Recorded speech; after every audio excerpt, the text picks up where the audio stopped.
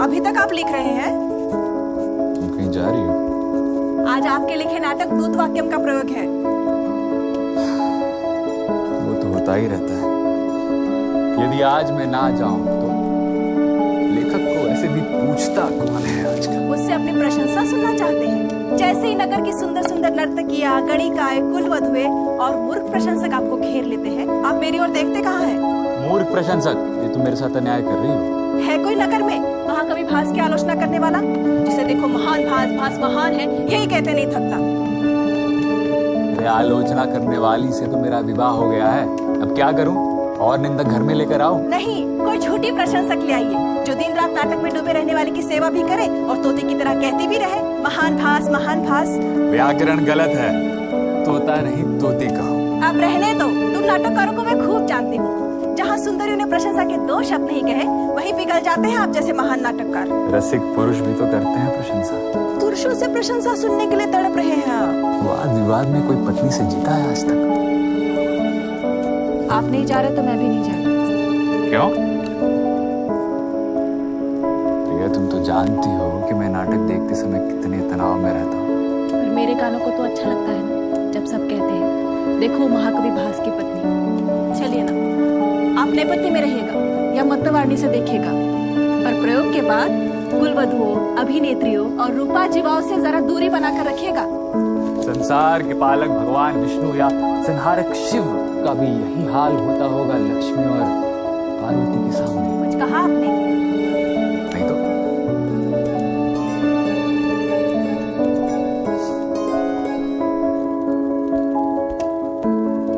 प्रतिहार, महाराज दुर्योधन ने आज्ञा दी है कि आज मैं अपने सभी राजाओं के साथ मंत्रणा करना चाहता हूँ, इसलिए सभी राजागण बुलाए जाएं। अरे, ये महाराज दुर्योधन तो इसी ओर ही आ रहे हैं। आज क्रोध नष्ट हो जाने से मेरा हृदय प्रसन्न है। सहसा रण का उत्सव आने से पांडव सेना के मदमत्त हाथियों के मूसल जैसे विशाल दांतों को उखाड़कर उन्हें दंतहीन करने की इच्छा होती है। आइए हम सभी सभा भवन में चलें। आचार्य, आपका अभिवादन करता हूं। सभा भवन में आइए। पितामह, आपका अभिवादन करता हूं। सभा भवन में चलें। ये कूर्मासन आपके लिए है आचार्य। पितामह, ये सिंहासन आपके लिए। महाराज की जय हो। पांडवों के शिविर से दूत बनकर पुरुषोत्तम पधारे। वो ग्वाला तुम्हारा पुरुषोत्तम है। जरासंध ने जिसके देश, कीर्ति और सुख का अपहरण कर लिया, वो पुरुषोत्तम है। महाराज प्रसन्न हो, घबराहट के कारण शिष्टाचार का ध्यान नहीं रहा। कभी कभी ऐसा हो जाता है। अब कहो, कौन आया है दूत बनकर? वही जिसका नाम केशव है। केशवः, जल में बहने वाला मुर्दा। राजाओं, तो क्या कहते हैं आप लोग? अर्घ्य देकर उस केशव की पूजा करनी चाहिए? नहीं, ये मुझे अच्छा नहीं लगेगा। इसलिए सभा में जो भी केशव के आदर के लिए खड़ा होगा, उसे मैं 12 स्वर्ण भार का दंड दूंगा। पर मैं खड़ा ना होने का क्या बहाना ढूंढूं? मिल गया, उपाय मिल गया। हे बादरायण, वो चित्रपट ले आओ जिसमें द्रौपदी के बाल और वस्त्र खींचे जाने का चित्र बना है। उसे देखने का बहाना बनाकर मैं केशव के लिए खड़े होकर उसका स्वागत नहीं करूंगा।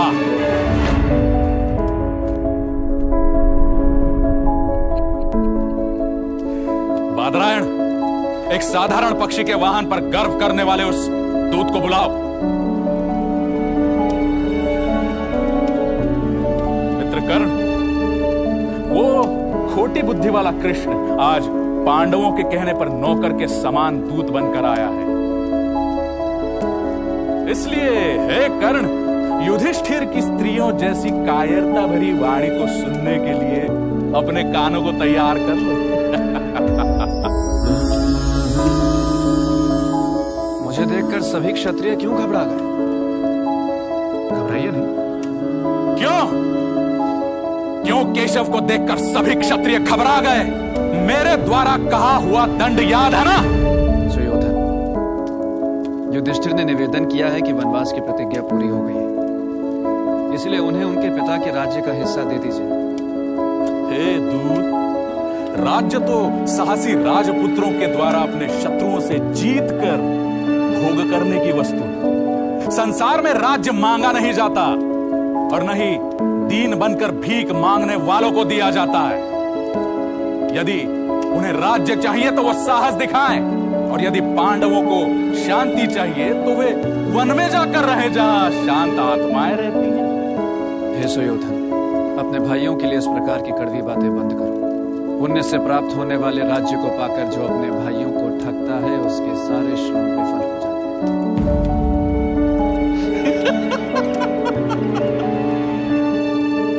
जब तुमने अपने बाप के साले राजा कंस के लिए दया नहीं दिखाई, तो नित्य अपकार करने वाले पांडवों के लिए भला हम क्यों दया दिखाएं? हे धृतराष्ट्र के सपूत, तो मेरे कहने से अपने राज्य का आधा भाग पांडवों को दे दो, नहीं तो समुद्र बसना सारी पृथ्वी पांडव तुमसे छीन लेंगे। छीन लेंगे? कैसे छीन लेंगे? कठोर वाणी के प्रयोग में कुशल श्री कृष्ण, मैं तुम्हारे कहने से परंपरा में पाया स्वयं की वीरता से रक्षित और स्वशासित इस अपने राज्य का एक तिनका भी पांडवों के लिए देने वाला नहीं हूं। निश्चय ही तुम्हारे कारण इस सारे कुरुवंश का विनाश हो जाएगा।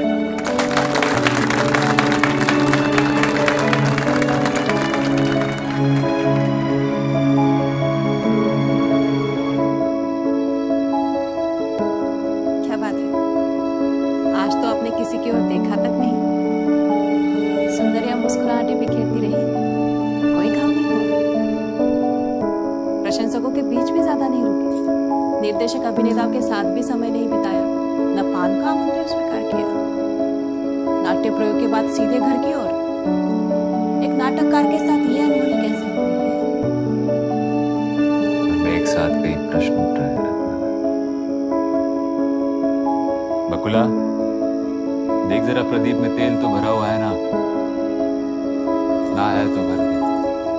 बकुला, पहले भोजन। एक स्वामिनी।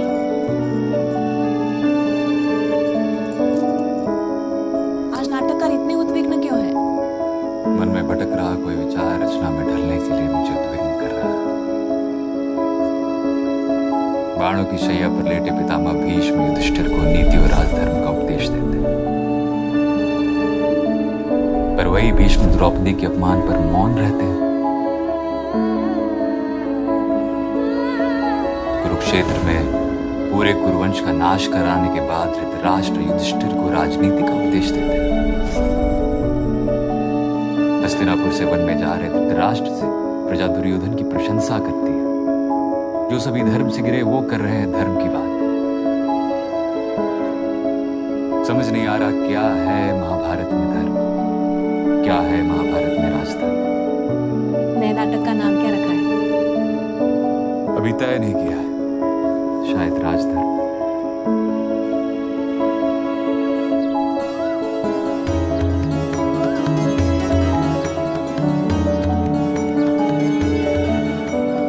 महाराज धृतराष्ट्र आसन पर बैठे हैं। मंत्रीवर कणिक का प्रवेश।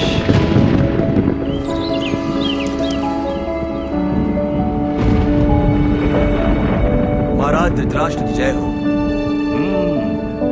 तुम्हारा स्वागत है। राजनीति, अर्थशास्त्र और महान मंत्र के ज्ञाता मंत्रीवर कणिक। महाराज, द्विजश्रेष्ठ, पांडवों की दिनों दिन उन्नति और प्रसिद्धि हो रही है, इससे मुझे ईर्ष्या हो रही है। अब मैं क्या करूं? पांडवों से संधि या विग्रह? महाराज, जो राजा सदा दंड देने के लिए तैयार रहता है, प्रजा उससे डरती है। इसलिए आप अपने सारे काम दंड से ही सिद्ध करें। जैसे कछुआ अपने सारे अंगों की रक्षा करता है, उसी प्रकार राजा अपने सारे अंग, अमात्य, राष्ट्र, दुर्ग, कोश, बल और सुहृद की रक्षा करें और अपनी कमजोरियों को छिपाए रखें। आप कोई काम शुरू करें तो उसे अधूरा ना छोड़ें, क्योंकि शरीर में गड़ा हुआ कांटा यदि टूटकर भीतर रह जाए तो वो बहुत दिनों तक मवाद देता रहता है। छोटी सी भी आग को ईंधन मिल जाए तो वो पूरे वन में आग लगा देती है। ऐसे ही छोटा शत्रु भी बलवान की सहायता से विनाश कर सकता है। इसलिए राजा को अंधा बनने का अवसर आने पर अंधा बन जाना चाहिए। मैं समझा नहीं महाराज। समझो, जब कुछ न कर पाओ तो शत्रु के दोषों को मत देखो। ऐसे में चारों ओर निंदा हो रही हो, धिक्कार हो रहा हो, तो भी उसे अनसुना कर दो। कान बंद करके बहरे हो जाओ। यह आपकी नीति है महाराज? ये कणिक की कूटनीति है शकुनी। जब समय विपरीत हो तो धनुष को भी तिनका समझो और दीनहीन और लाचार बन जाओ। शिकारी की तरह ही झूठ मूठ नींद का बहाना करके सो जाओ, और जब मृग आसपास मंडराने लगे तब उन्हें बाणों से मार गिराओ। पहले शत्रु को जड़ से उखाड़ फेंको और फिर उनके सहायकों के संहार की चिंता करो। पर जब तक समय अनुकूल ना हो तब तक शत्रु को कंधे पे ढोना पड़े तो ढो, पर जैसे ही समय अनुकूल हो जाए तो उसे वैसे ही नष्ट कर दो जैसे घड़े को पत्थर पर पटकने पर वो टूटकर बिखर जाता है। कड़िक, साम, दान, भेद और दंड से शत्रु का नाश कैसे किया जाता है, मुझे बताओ। डरपोक को डर दिखाकर, वीर से हाथ मिलाकर, लोभी को धन देकर, बराबर और कमजोर को पराक्रम से बस में करना चाहिए। पुत्र, मित्र, पिता, भाई, गुरु, कोई भी क्यों ना हो, यदि वो शत्रु की तरह व्यवहार करे तो उसे मार डालना चाहिए। मन क्रोध से भरा हो तो भी राजा क्रोध न दिखाए, मुस्कुरा कर बात करता रहे। कभी क्रोध में दूसरे का तिरस्कार न करे। शत्रु पर वार करने से पहले और वार करते समय भी उससे मीठे वचन बोले। शत्रु को मार कर भी उसके प्रति दया दिखाए, उसके लिए शोक प्रकट करे, आंसू बहाए। पांडवों की मृत्यु पर मैं शोक और आंसू तो बहा सकता हूं, पर प्रहार करते समय उनसे मीठे वचन नहीं बोल सकता था। शकुनी, सुयोधन को धैर्य सिखाओ। मैंने जो मंत्र कड़िक से पाया है वो मैं तुम लोगों को दे रहा हूं, ध्यान से सुनो। धर्म के आचरण का ढोंग करने से घोर अपराध भी वैसे ही ढक जाता है जैसे पर्वत काले मेघों से ढक जाता है। यह कणिक तो बड़ा दुष्ट है। धृतराष्ट्र को कैसी गलत सलाह दे रहा है। सच तो कह रहा है कणिक, राजा और मंत्रियों के बारे में। क्यों महाकवि? मैंने तो वही लिखा है जो कणिक ने कहा है। महाकवि अभी कवि धर्म नहीं, राजधर्म निभा रहे हैं। आगे पढ़ो आगे। राजा धनहीनों, नास्तिकों और चोरों को अपने राज्य में न रहने दे। नास्तिक और चोर तो समझ में आते हैं, परंतु ये धनहीन क्यों? धनहीन से न राजा को कुछ मिलना है न राज्य अधिकारियों को।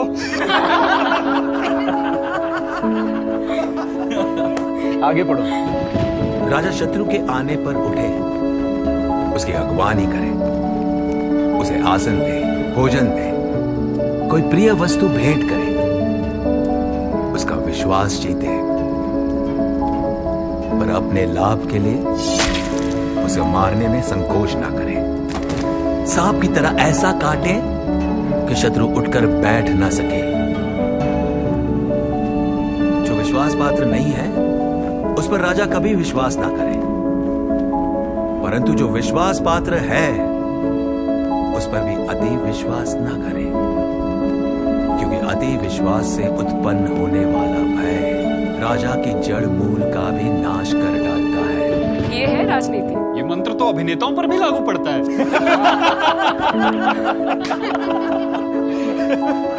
राजा और राज्य अधिकारी भी तो महान अभिनेता होते हैं। आगे बढ़ो आगे। राजा शत्रु के राज्य में ऐसे गुप्तचरों को नियुक्त करे जो पाखंड वेशधारी अथवा तपस्वी हो। बागीचे, घूमने फिरने की जगह, देवालय, मद्यपान के अड्डे, गली, सड़क, तीर्थ स्थान, चौराहा, कुएं, नदी, पहाड़, वन, जहां कहीं भी मनुष्यों की भीड़ इकट्ठी होती हो, वहां पर अपने गुप्तचरों को घुमाता रहे। राजा बातचीत में अत्यंत विनयशील हो, पर हृदय में छुरे की धार रखे। अत्यंत भयानक काम करने भी जा रहा हो, तब भी मुस्कुराकर बात करे। गणित तो बहुत पहुंचा हुआ है। आगे आगे सुनो।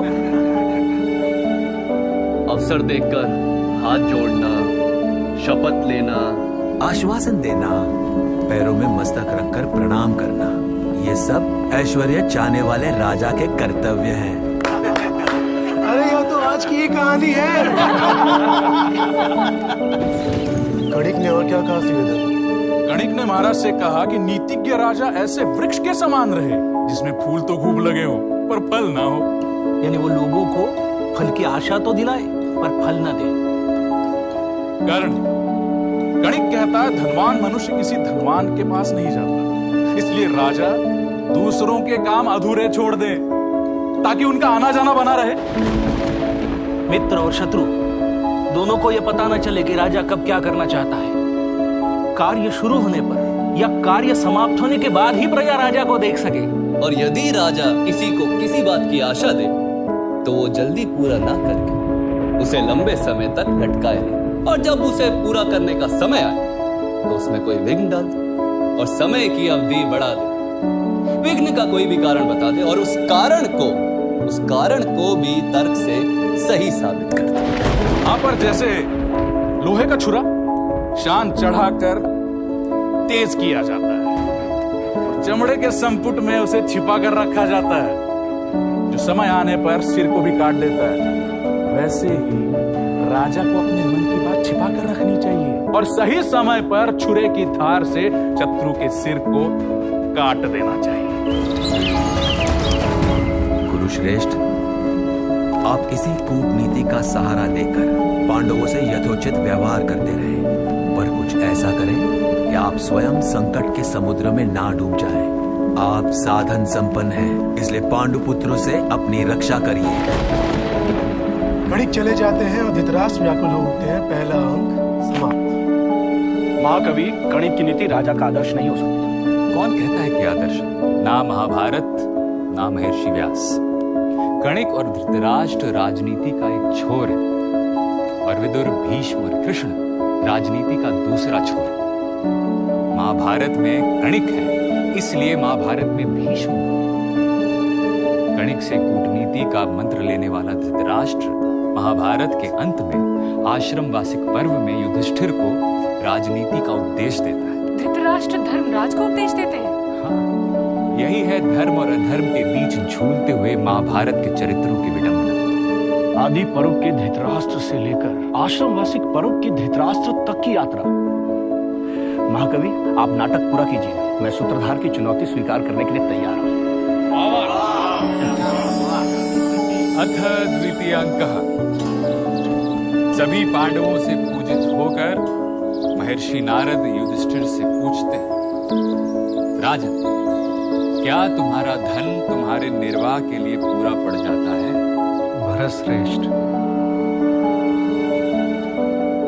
तुम्हारे राज्य के संपन्न व्यक्ति अहितकारी व्यसनों से बचकर तुमसे प्रेम करते हैं ना? हाँ महर्षि। तुमने अपने जैसे विश्वास योग्य वृद्ध, शुद्ध हृदय, बुद्धिमान, कुलीन और तुमसे अनुराग रखने वालों को ही मंत्री बनाया है ना? क्योंकि विजय का मूल सही सलाह और उसकी रक्षा है। एक योग्य मंत्री ही वो दे सकता है। हाँ महर्षि। भारत शास्त्राज्ञ अमात्यों द्वारा हमारा राष्ट्र सुरक्षित है ना? हाँ महर्षि। मंत्रणा 2 से 4 कानों तक गुप्त रहती है, 6 कानों तक पहुंचते ही फूट जाती है। इसलिए तुम एकाकी या अनेक लोगों के साथ बैठकर मंत्रणा तो नहीं करते? नहीं महर्षि। तुम्हारे राज्य के किसानों और मजदूरों का तुम ध्यान रखते हो ना? तुम उन्हें बार बार छोड़ते और वापस तो नहीं लेते। महान विकास के लिए सबका स्नेहपूर्ण सहयोग आवश्यक है। मैं उनका ध्यान रखता हूँ महर्षि। तुम अपनी सेना को भोजन और वेतन निर्धारित समय पर देते हो ना? हाँ महर्षि। जो उन्हें दिया जाना चाहिए उसमें देरी या कमी तो नहीं करते? नहीं महर्षि। भोजन और वेतन में देरी होने से भृत्यगण नाराज हो जाते हैं। महर्षि, क्या सभी मंत्री और मुख्य अधिकारी तुमसे प्रेम करते हैं? हाँ महर्षि। क्या तुम्हारे अधिकारियों में कोई ऐसा है जो अपनी मनमानी करता है और तुम्हारे शासन का उल्लंघन करता है? नहीं महर्षि। जो कर्मचारी या अधिकारी किसी कार्य को भली भांति करता है उसे तुम अधिक सम्मान, अतिरिक्त वेतन और भत्ता देते हो ना? हाँ महर्षि। क्या तुम विद्या से विनयशील और ज्ञान से संपन्न लोगों को उनके गुणों के अनुसार धन आदि देकर उनका सम्मान करते हो? हाँ महर्षि। जो राज्य के लिए प्राण देते हैं उनकी संतानों की रक्षा तुम करते हो या नहीं? करता हूँ महर्षि। भय से, संपत्ति खोने से अथवा तुमसे पराजित होकर शत्रु तुम्हारी शरण में आया हो तो भी तुम उसका पुत्र के समान पालन करते हो या नहीं? करता हूँ महर्षि। भारत, क्या प्रजा तुम्हें समदर्शी और माता पिता के समान मानती है? मानती है महर्षि। क्या स्वराष्ट्र और शत्रु राष्ट्र में तुम्हारे अधिकारी घूम घूम कर जनता को अपने बस में कर लेने के उपाय करते हैं ना? हाँ महर्षि। ये रामायण के कंचित सर्प जैसा नहीं लगता, जहाँ चित्रकूट में श्री राम भरत से प्रश्न करने के बहाने उन्हें कर्तव्य का ध्यान दिलाते हैं? बिल्कुल ठीक कहा तुमने। ये भारत की परंपरा है जहाँ ऋषि योगक्षेम पूछने के बहाने राजा को उसके कर्तव्यों का ध्यान दिलाते हैं, जहाँ महर्षि नारद युधिष्ठिर से वे प्रश्न करते हैं जो श्री राम ने भरत से कभी ना किए। और सुनाओ। सुनूंगी तभी तो सखियों को सुनाऊंगी। भारत, तुम्हारे सेवक पूर्वाह्न में तुमसे मद्यपान, द्युत क्रीड़ा और युवती स्त्री आदि दुर्व्यसनों में तुम्हारा समय और धन नष्ट करने के लिए प्रस्ताव तो नहीं रखते? नहीं महर्षि। धर्मराज के सामने युवती का प्रस्ताव? चुप कर, आगे सुन। तुम्हारी आय व्यय के लेखक और गणक प्रतिदिन सुबह तुम्हारे समक्ष आय व्यय का हिसाब प्रस्तुत करते हैं ना?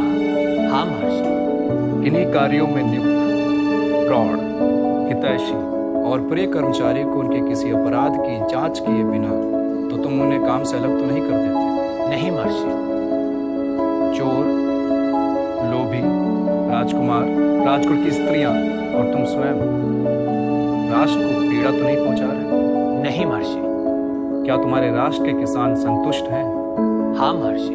क्या तुम्हारे राष्ट्र में जल के लिए बड़े बड़े तालाब बनवाए गए हैं? केवल वर्षा के पानी के भरोसे ही तो खेती नहीं होती है ना? नहीं महर्षि। क्या तुम्हारे राज्य के किसान का अनाज और बीज नष्ट तो नहीं होता है? नहीं महर्षि। क्या तुम प्रत्येक किसान को 1% ब्याज पर ऋण देते हो? हाँ महर्षि। क्या तुम्हारे जनपद के प्रत्येक गांव में बुद्धिमान, वीर, कर्मकुशल 5-5 पंच मिलकर जनहित का कार्य करते हैं? हाँ महर्षि। क्या गांव को भी नगर के समान सुरक्षा दी जाती है? क्या सीमा के गांव को भी दूसरे गांव की तरह सभी सुविधाएं दी जाती हैं? क्या सभी प्रांत, नगर और गांव तुम्हें राजकीय कर देते हैं? हाँ महर्षि। तुम्हारे राज्य का रक्षा बल सिपाहियों को साथ में लेकर चोर और डाकुओं को पकड़ते हुए सुगम और दुर्गम नगरों में घूमते रहते हैं? हाँ महर्षि। क्या स्त्रियां तुम्हारे राज्य में पूरी तरह से सुरक्षित हैं? हाँ महर्षि। कोई आपातकालीन या संकट की सूचना मिलने पर भी तुम अपने प्रिय विलास में लिप्त सोए तो नहीं रहते? नहीं महर्षि। भारत, तुम प्रतिदिन मंत्रियों के साथ प्रजा से मिलकर उनकी समस्या का हल करते हो या नहीं? करता हूँ महर्षि। क्या तुम अपराधियों से यमराज और साधु पुरुषों से धर्मराज की तरह व्यवहार करते हो? हाँ महर्षि। कहीं ऐसा तो नहीं कि जो तुम्हारे पास कुछ मांगने आया हो तुम उसे आंख उठाकर भी नहीं देखते? नहीं महर्षि। जिसे पहले राज्य की ओर से सहायता मिल रही थी, बंद हो जाने से वो तुम्हारे पास फिर उसे पाने के लिए आया हो, तुम उसे अभिमानवश मोह और लोभ के कारण अनदेखा तो नहीं करते? नहीं महर्षि। तुम्हारे राष्ट्रवासी, नगरवासी एकजुट होकर तुम्हारा विरोध तो नहीं करते? शत्रुओं ने उन्हें रिश्वत देके खरीद तो नहीं लिया? यानी प्रजा राजा के विरुद्ध एकजुट होती थी? वैदिक से वर्तमान तक भारत ने प्रजा के इस अधिकार की रक्षा की और राष्ट्र विरोधी तत्व प्रजा को रिश्वत देकर भड़काते भी होंगे। इसलिए महर्षि नारद प्रश्न कर रहे हैं। आगे?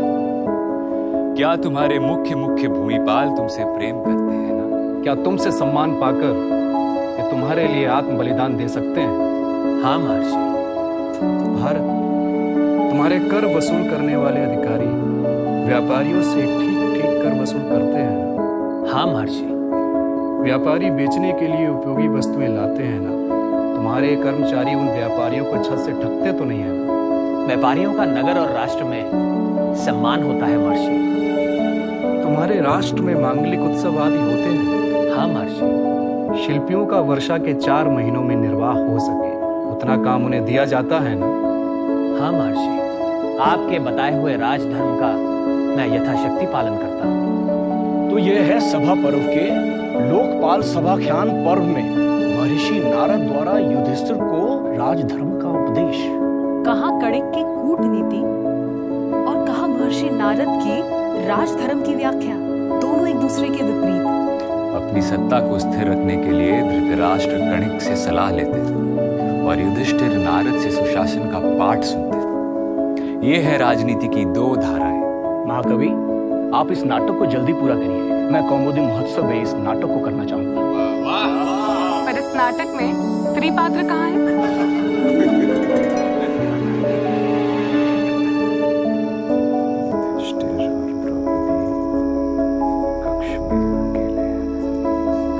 पूरे राष्ट्र में सुशासन है या किसे?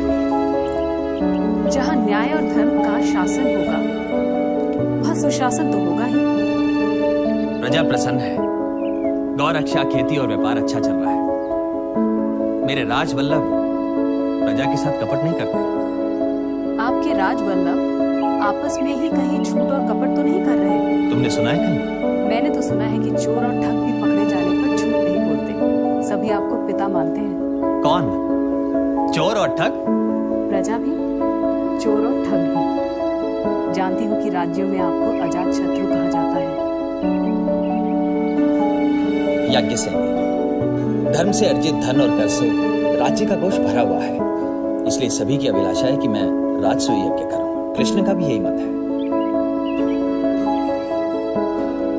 तुम्हारा क्या मत है? आपका संकल्प पूरा हो। आपका संकल्प पूरा हो। आपका संकल्प पूरा हो।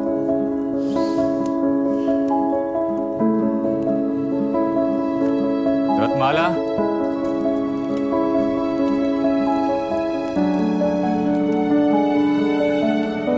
अब क्या समस्या आ गई?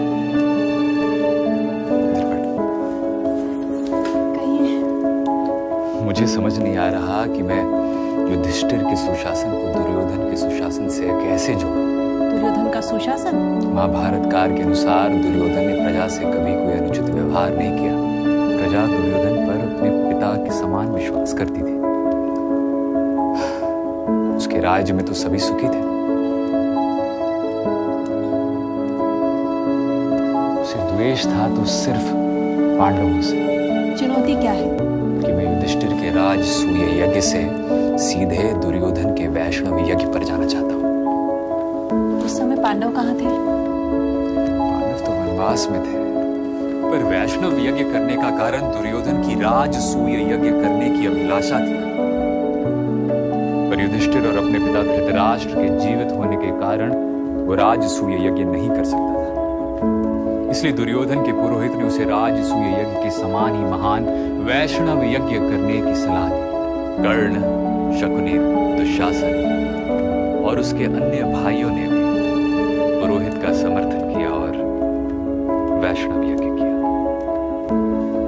आप महर्षि नारद द्वारा युधिष्ठिर को राजधर्म पर दिए गए उपदेश को भीष्म द्वारा युधिष्ठिर को राजधर्म पर दिए गए उपदेश से क्यों नहीं जोड़ते? एक और नारद, दूसरी ओर भीष्म, सीधे महाभारत के युद्ध के बाद। दुख और शोक से भरे युधिष्ठिर ने सांसें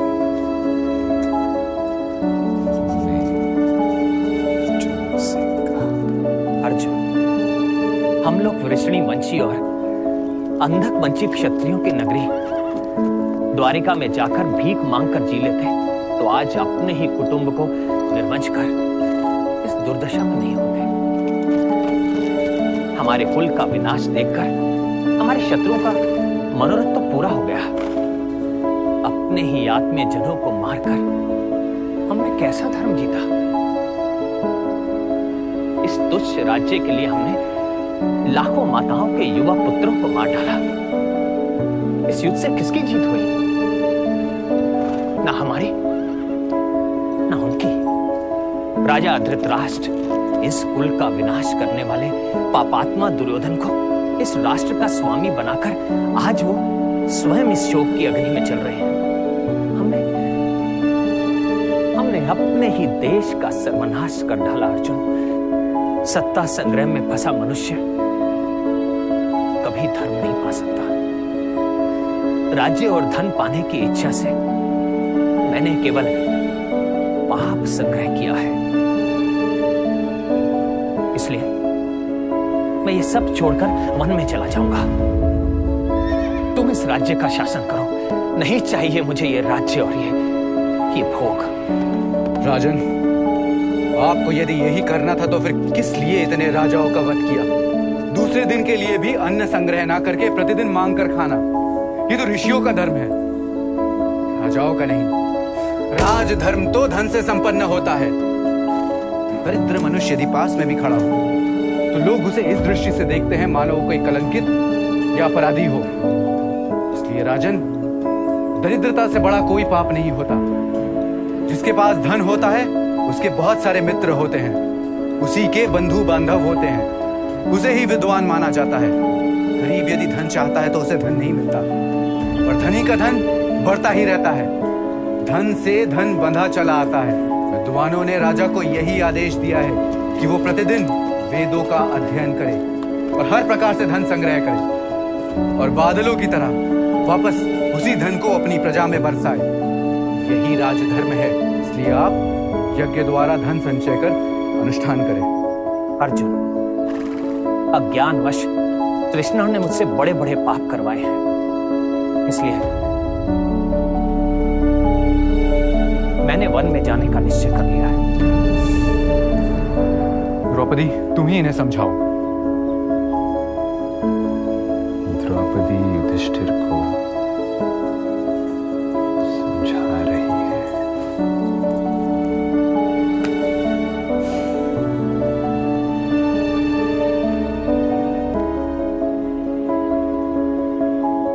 आपके बंधु आपके राज्य न करने का संकल्प सुनकर सूख गए हैं। पपीहे के समान वह आपसे राज्य करने की रट लगाए हुए हैं।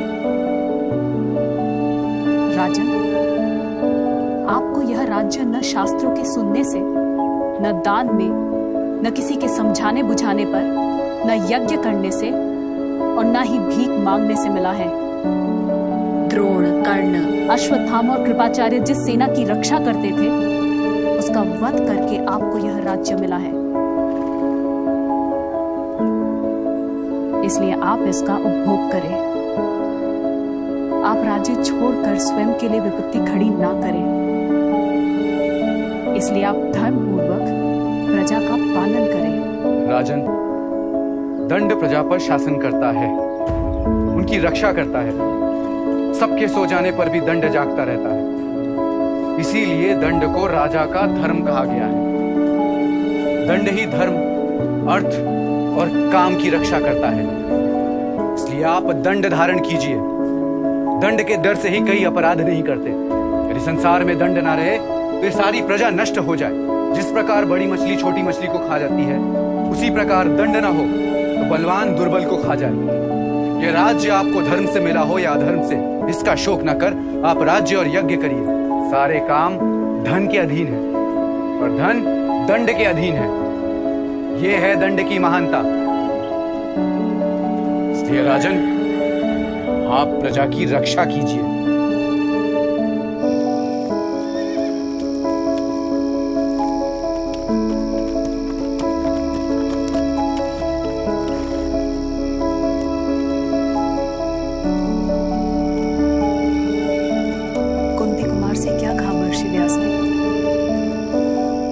महर्षि ने महाराज से कहा कि जो राजा अपनी प्रजा की आय का छठा भाग कर के रूप में लेकर भी राष्ट्र की रक्षा नहीं करता, प्रजा के चौथाई पाप का भागीदार होता है। महर्षि ने कई प्रकार से बड़े भैया को समझाया और वो तो शोक से शरीर त्याग देने को तैयार है। इस तरह भगवान कृष्ण, द्वैपायन व्यास, देवस्थान अर्जुन और बहुत से लोगों के समझाने पर युधिष्ठिर मान गए। फिर युधिष्ठिर का राज्य अभिषेक हुआ और उन्होंने अपने भाइयों को अलग अलग काम दिए। महाराज ने युवराज पद किसे दिया? भीमसेन को। और महात्मा विदुर को? महात्मा विदुर को मैंने मंत्रणा, कर्तव्य निश्चय और नीति संबंधी कार्यों के लिए नियुक्त किया है। वयोवृद्ध संजय को? राज्य की आय और व्यय, कौन सा काम हुआ है कौन सा नहीं, इसकी जिम्मेदारी मैंने वयोवृद्ध संजय को दी है। नकुल को? सेना की गणना, उनके भोजन वेतन और उनके काम की देखभाल मैंने नकुल को दी है। अर्जुन को? शत्रु देश पर आक्रमण और दुष्टों का दमन करने के लिए मैंने अर्जुन को नियुक्त किया है। और राजपुरोहित का पद? आचार्य धौम्य को और सहदेव को मेरी रक्षा का भार सौंपा है।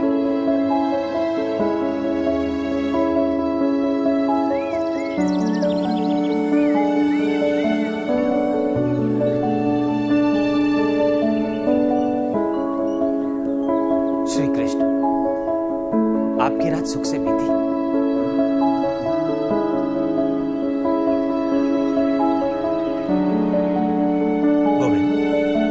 आप किसका ध्यान कर रहे हैं?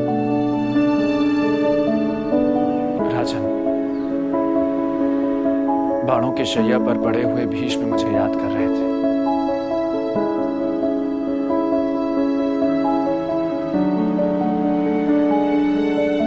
इसलिए मैं भी मन ही मन उन्हीं के पास पहुंच गया था। मेरे लिए क्या आदेश है माधव? भरत श्रेष्ठ, पुरुष सिंह भीष्म के स्वर्गारोहण के बाद ये पृथ्वी अमावस्या की रात की तरह श्रीहीन हो जाएगी। इसीलिए आप गंगा नंदन भीष्म के पास चलकर मन में जो भी संदेह हो पूछ लें।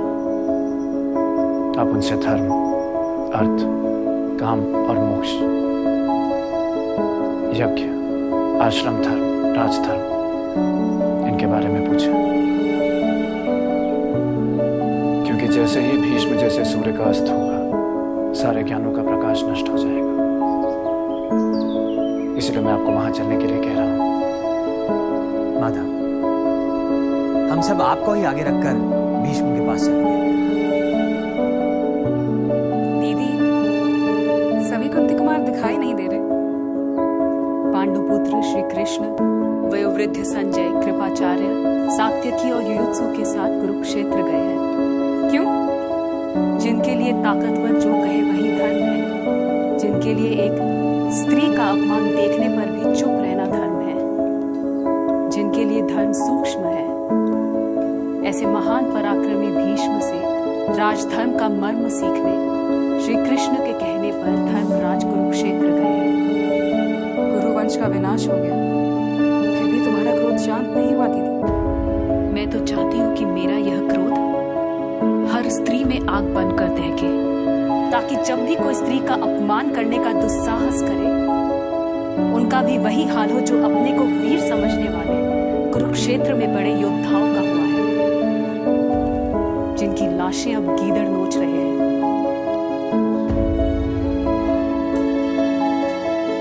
ना तुम्हारा अपमान होता और ना इतना बड़ा महाविनाश। मेरे अपमान ने नहीं, उनके अहंकार ने उनका संहार कराया सुभद्रा। वे जो अपने को अजय समझते थे, नहीं जानते थे कि काल उनका आखेट करेगा। वीर थे पर मारे गए पशुओं की तरह। क्या नहीं जानते थे महाराज धृतराष्ट्र और पितामह कि स्त्री की रक्षा करना भी राजधर्म है? पर दोनों चुप रहे। तब धर्म चुप क्यों था?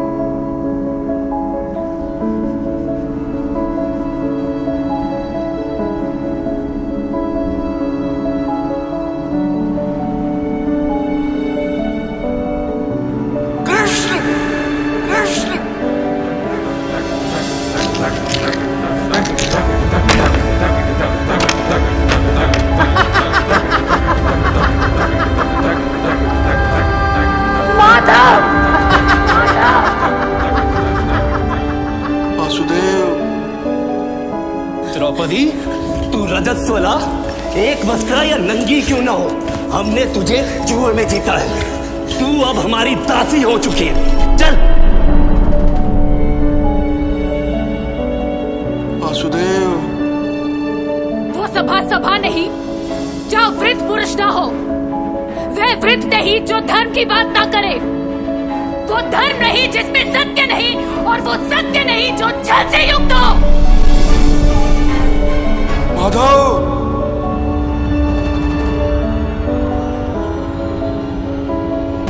वासुदेव, माधव, कृष्ण, वासुदेव, माधव, गोविंद, गोविंद, गोविंद। क्या मैं जीती गई हूँ? मैं आपके मुख से इसका उत्तर सुनना चाहती हूँ। मैं पहले ही कह चुका हूं, धर्म की गति बड़ी सूक्ष्म है। कृष्ण, संसार में बलवान जिसे धर्म कहता है, लोग उससे ही धर्म मान लेते हैं, और दुर्बल जिसे धर्म कहता है, वो बलवान के धर्म से दब जाता है।